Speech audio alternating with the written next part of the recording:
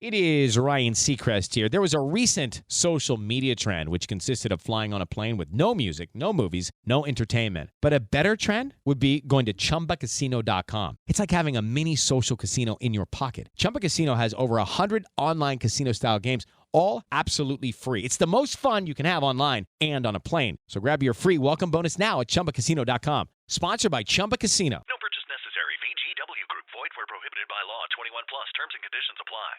Welcome to the Deep Dive.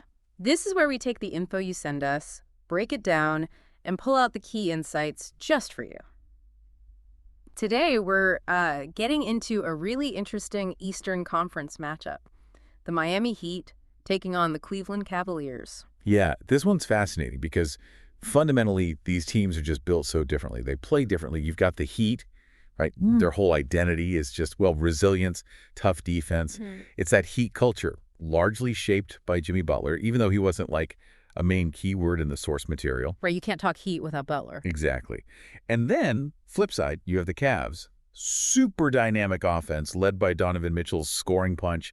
And they've got this mix of, young guys and more established players. It feels like every time these two play, even in the regular season, it carries weight for the East. Playoff seeding, just, who's higher up the ladder. Definitely high stakes. And the styles clash so much, that contrast, plus the individual player battles, it just makes for good basketball. So for this deep dive, what are we really focusing on? What's the core mission here?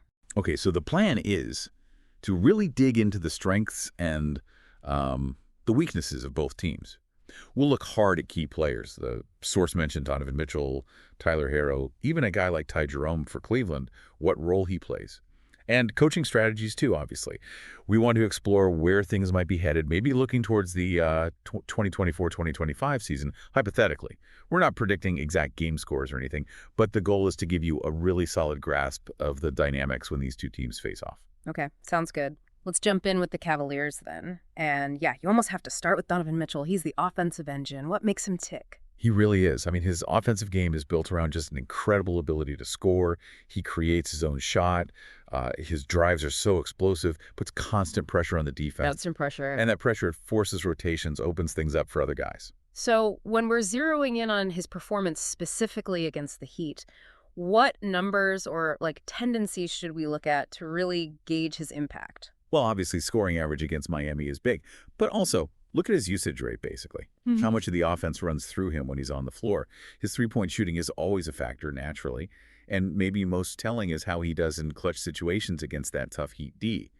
Does he step up, or do they find ways to slow him down when it matters most? That tells you a lot about the Cavs' ceiling in these games. That makes perfect sense. Now, the source material also mentioned, rightly so, that Cleveland isn't just Mitchell. Who else is really crucial for them? That's super important. Yeah, they need others to step up consistently. If we're thinking, say, 2025, you'd be watching Darius Garland's playmaking development, right? Evan Mobley's two-way game, his potential there is huge. And Jarrett Allen, inside his rebounding, his rim protection. Yeah. How well those guys complement Mitchell is key for Cleveland. And defensively, what's Cleveland aiming for? What's their defensive identity supposed to look like? Their goal, from what we understand, is to build a really strong defensive identity. Against Miami, with all their offensive options, that means, protecting the paint is critical. Contesting shooters on the perimeter, too. The Heat can score in so many ways, so the Cavs discipline, their communication on D, it gets really tested. So evaluating that defense against Miami, beyond just watching the game, what metrics should we be paying attention to? Team defensive rating gives you the big picture, yeah. But you also got to dig into the individual matchups. How do Cleveland's key defenders actually do against Miami's main scorers? Are they limiting efficiency? Forcing turnovers? Keeping them out of the paint? That deeper dive shows you where the real advantages or maybe disadvantages lie. Gotcha. Okay, the source specifically brought up Ty Jerome. What's his role on this Cavs team? Jerome's there for that valuable guard depth. He's known as a capable shooter, can make some plays. He gives them a different look off the bench. He can handle the ball, provide some stability, maybe even start in a pinch if needed. Just adds versatility to their backcourt. And how do we measure his impact, especially in these tough Heat games? You'd look at his minutes, obviously, in those specific games. How efficient is he scoring? Is he taking care of the ball? That assist-to-turnover ratio is pretty important for a backup guard. And, are there moments where he really makes a difference against Miami? Hits a big shot, settles things down against their pressure. That stuff stands out. All right, let's pivot. Time to dive deep into the Miami Heat. And like you said earlier, the source might not have focused on Butler, but you just can't talk about the Heat without him. He's the core, isn't he? He absolutely is. He's Heat culture. Toughness, resilience, beats every single possession. He's dominant on both ends, and somehow he finds another gear in the playoffs. His impact on their defense, his knack for scoring in the clutch, it's just massive, especially against a team like Cleveland. And then contrasting that, you've got Tyler Herro. He brings a different flavor of offense. How does he fit alongside Butler? Exactly. Butler's the grinder, the force. Herro's the microwave scorer. He can create his own shot like nobody's business, legit threat from three. Gives them that scoring versatility they need. He's a really important offensive counterpunch to Butler's style. So when Herro goes up against the Cavs, what should we be watching for in his performance? Well, his scoring numbers, obviously, his percentages in those games. How does he handle the Cavs' perimeter defenders? Can he get his shot off consistently? Especially if Cleveland really keys in on stopping Butler, Herro's ability to generate offense becomes absolutely vital for Miami. And defensively, the Heat are just consistently good, year in, year out. Yeah. What's the secret sauce there? What makes them so effective? It's that tenacity, like we said, but also their adaptability. They're so well coached by Spoelstra, they can switch up schemes. They can adjust on the fly to counter whatever the offense is throwing at them. They just make it incredibly tough for opponents to get comfortable. And like with the Cavs, it's not just the stars for Miami either. Who are some of those key role players, maybe thinking ahead to 2025 again? Yeah, absolutely. You got to look at Bam Adebayo, his all-around game.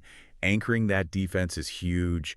Duncan Robinson, his shooting just warps defenses, creates space. And a guy like Caleb Martin brings that two-way energy and versatility. That depth is a massive strength for the Heat, lets them sustain that high level of play. Okay, now for the fun part, the head-to-head. How much can we really learn from their regular season games about a potential playoff series? Oh, you learn a ton. Those regular season games, they're like previews. You see the strategies they try, how they match up, who tries to exploit what. Things like home court, injuries, Spoelstra's adjustments versus the Cavs, coaching staff. It all plays out. You definitely see glimpses of the defensive schemes and offensive tweaks they'd likely use if the stakes were higher. Let's drill down on some specific matchups. We talked Mitchell versus Heat Wings. Why is that such a make-or-break battle? It's huge because if Miami can slow Mitchell down, even just make him inefficient, it really disrupts the whole Cleveland offense. You mentioned Butler, Martin, whoever draws that assignment, how well they stay in front, contest his shots, make him work for everything, that's critical. If Mitchell has to fight for every point, Cleveland often has to scramble for other options. And flipping it, Tyler Herro trying to score on the Cavs' perimeter D. What's that dynamic look like? Well, Herro puts a lot of pressure on guys like Mitchell, maybe Garland, whoever's guarding him. Right. Cleveland needs a plan for him. How do they limit his shot creation? How do they run him off the three-point line? Because if Herro gets going, gets hot, it stretches that Cavs defense thin and opens up everything else for Miami. What about the point guard battle? Mitchell handles a lot for Cleveland, but how does that matchup against the Heat's guards impact things? It really dictates the flow, the tempo. Miami's guards, they want to pressure the ball handler, disrupt sets, maybe force some turnovers for easy buckets. On the flip side, the Cavs will be looking for any weak spots in the Heat's guard defense they can attack to get easier looks. It's this constant tussle for who controls the pace and initiates the offense effectively. And inside, the Bigs Cavs front court versus Bam Adebayo. Seems like that's where control of the glass and paint scoring gets decided. Absolutely. Bam is just so foundational for Miami. With his defense and his versatile offensive game, he's going to battle Cleveland's bigs for every rebound, try and lock down the paint. And Cleveland's bigs, they need to counter that. Find ways to score inside, crash the offensive glass, try and use their size. That interior battle is always physical. Let's talk strategy. Offensively, what are the Cavs likely trying to do against that tough Heat defense? They'll be hunting mismatches, for sure. Expect a lot of Mitchell in pick and rolls, trying to get him downhill, or create open looks for shooters if the defense helps too much. Good ball movement, spacing the floor, trying to find cracks in that Heat defensive wall. And how about the Heat's offense against the Cavs' D? What's their likely approach? You'll probably see a good amount of Butler operating in isolation or pick and roll, using his strength in playmaking. They'll want to get Herro looks, use his shot creation, and leveraging their shooters like Robinson to create space for Butler and Bam to operate inside. Defensively, what's the game plan for Cleveland trying to slow down Miami? Priority one is likely limiting Butler's drives, keeping him out of the paint, trying not to foul him. They have to contest hero shots aggressively, and controlling the defensive glass is key, preventing those second-chance points that Miami can thrive on. And last one on strategy, the Heat defense against the Cavs offense. You'll see those adaptable schemes, lots of switching probably, trying to blow up Cleveland's actions, especially anything involving Mitchell. They thrive on creating turnovers, disrupting rhythm. They want to make Cleveland uncomfortable, force them into tough, contested shots late in the shot clock. These Heat-Cavs games, they often feel like they have these wild momentum swings. What causes that? Why are they often so back and forth? Well, it's partly just the high level of competition, right? Both teams play hard, but it's also the coaching. You see an early run. Timeout. Adjustment. Exactly. Yeah. Spoelstra makes a tweak, the Cavs staff counters. Defensive pressure ramps up, maybe a key player hits a couple of big shots. All those little things can shift the momentum really quickly. Looking at how those swings happen, how teams respond, it really shows you the chess match involved in these games. Okay, so wrapping up this deep dive, Heat versus Cavaliers. What are the biggest takeaways? What have we really learned here? I think the main thing is just how clear the contrast is. You got the Heat, defense, toughness, that culture. Then the Cavs. Offense first, dynamic scoring led by Mitchell. The key individual matchups, Mitchell versus Heat wings, Hero versus Cavs perimeter D, those are always huge. And the coaching battle, Spoelstra versus whoever's coaching the Cavs, the constant adjustments. That's always a massive factor in how these games play out. It's just a really compelling matchup in the East. Yeah, great summary. So for everyone listening, after hearing all this, which team style do you personally lean towards? Which approach is more compelling to you? And those player matchups we talked about, Mitchell versus Butler, Harrow versus Garland Mitchell, which one do you find most fascinating to watch?